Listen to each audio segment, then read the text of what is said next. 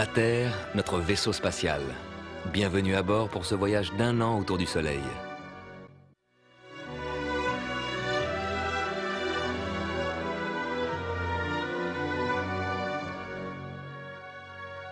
C'est vrai, on tourne autour du Soleil, mais pas sur un cercle, sur une ellipse. Et c'est maintenant, dans les premiers jours de janvier, que nous passons au plus près du Soleil.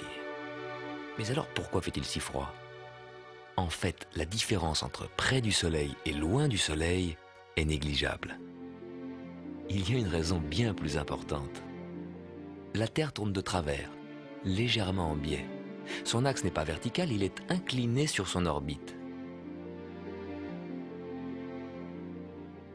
Donc, lorsque l'hémisphère nord est basculé dans l'ombre, les jours se raccourcissent. Mais surtout, comme la Terre est inclinée, les rayons du Soleil arrivent à des angles différents.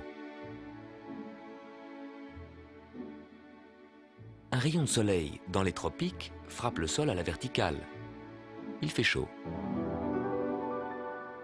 Ce même rayon de soleil dans l'hémisphère nord arrive en biais. Son énergie est étalée sur une surface 3 fois plus grande, ça chauffe 3 fois moins. Il fait froid.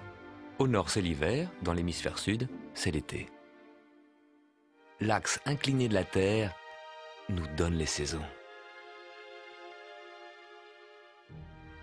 En ce moment même, pendant que vous regardez la télévision, nous fonçons à travers l'espace à plus de 107 000 km/h, 30 km toutes les secondes. La Terre va mettre 1 an pour faire le tour du Soleil.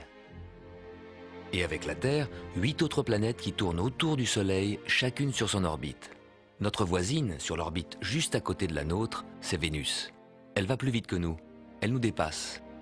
C'est la planète la plus brillante, celle qu'on voit le mieux. Parfois le soir, parfois le matin.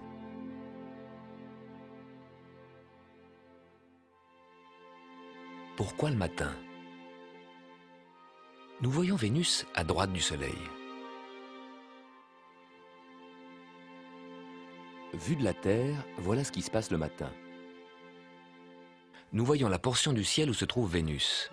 Vénus apparaît à l'horizon bien avant le Soleil, quand il fait encore nuit et que le Soleil, à gauche, est encore en dessous de l'horizon.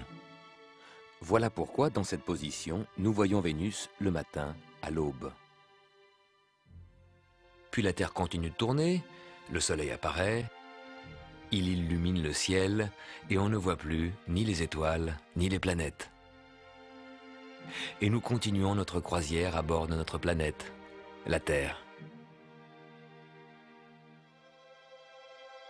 Sur l'orbite prochaine, à gauche, la Terre a une voisine qui va plus vite, qui fait du 125 000 km/h, qui nous double. C'est Vénus. On l'appelle l'étoile du berger, mais ce n'est pas une étoile, c'est une planète.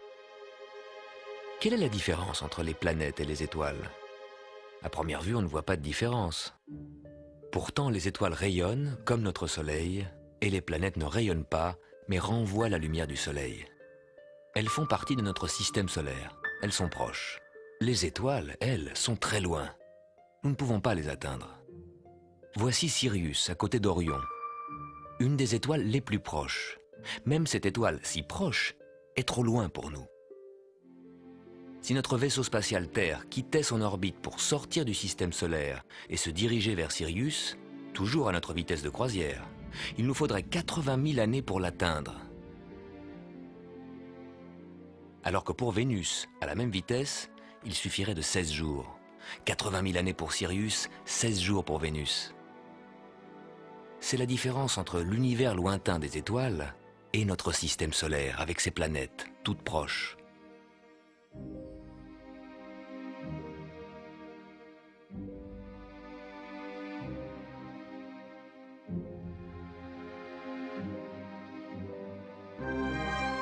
La semaine prochaine et chaque semaine de l'année, nous allons parcourir 18 millions de kilomètres sur l'orbite de la Terre autour du Soleil.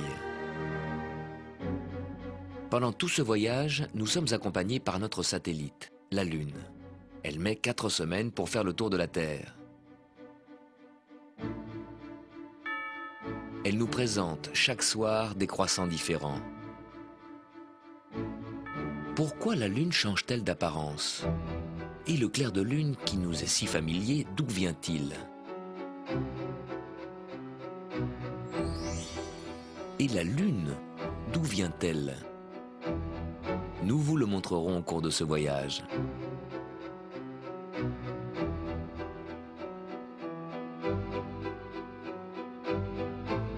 Pourquoi la Terre tourne? Et comment voir qu'elle tourne? L'ombre d'une maison qui se déplace au cours de la journée, ou les rayons de soleil qui entrent par la fenêtre et qui glissent lentement sur le sol, c'est comme ça que tous les jours, à tout moment, sans instrument astronomique, vous pouvez voir la Terre tourner.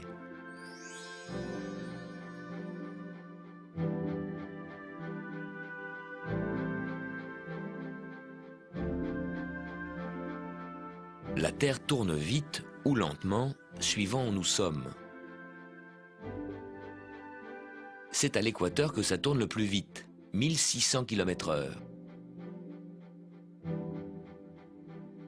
C'est là, à Kourou, en Guyane, et dans le sud des États-Unis, à Cap Canaveral, qu'on lance les fusées dans l'espace.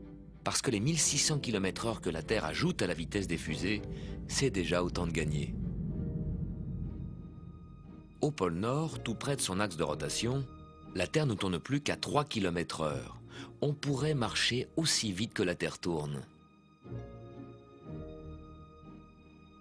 Et dans l'hémisphère sud, pourquoi nos amis australiens ne tombent-ils pas dans le vide? Grâce à la force d'attraction de la Terre. Elle fut découverte au XVIIIe siècle. Une pomme serait tombée sur la tête d'Isaac Newton, qui alors se demanda pourquoi? Parce que la masse énorme de la Terre attire la petite masse de la pomme. Et pourquoi alors la Lune ne tombe-t-elle pas sur la Terre et la Terre dans le Soleil? Newton nous le dira au cours de ce voyage. Nous vous montrerons les étoiles. L'une d'entre elles, l'étoile polaire, se trouve dans la prolongation de l'axe de la Terre.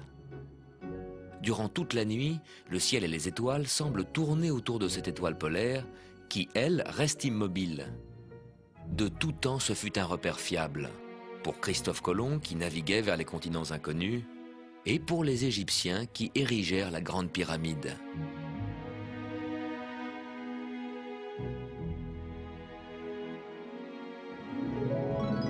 Fin février, nous vous montrerons pourquoi, tous les 4 ans, il faut ajouter un jour au calendrier pour que la Terre puisse boucler sa boucle.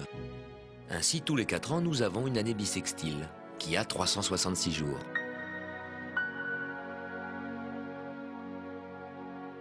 Depuis la nuit des temps, nos ancêtres se fabriquent des calendriers, essayant de combiner au mieux le cycle de la Lune et du Soleil.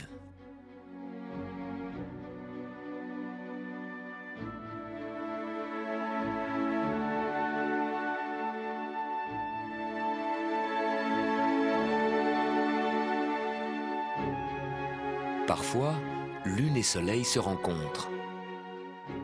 Le 2e week-end de mars, il y aura une éclipse du Soleil en Sibérie. Mais nous vous la montrerons ici. L'ombre de la Lune tombera sur la Terre. Au fur et à mesure que la Terre avance sur son orbite, la ligne où le Soleil tape à la verticale monte vers l'équateur. Le 20 mars, ce sera le jour où le Soleil sera à la verticale de l'équateur. Ce sera l'équinoxe. Et pour l'hémisphère nord, ce sera le début du printemps.